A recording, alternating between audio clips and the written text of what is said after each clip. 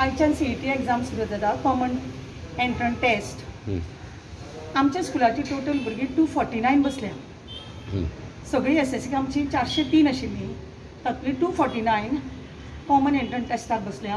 आनी बाकीच्या स्कुलांनी हांगा सेंटर घेतिल्ली आसा, ती सगळी मेळून 266 जाले, 266.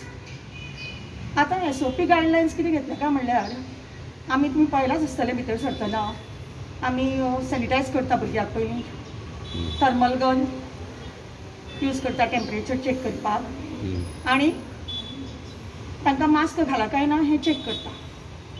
आनी तांकां भितर एंट्री करतना सोशल डिस्टन्स मेंटेन करूनच भितर आमी एंट्री केल्या. आनी जे एंट्री पॉयंट आसा थंय आमी हे अरेंजमेंट केल्लो आसा.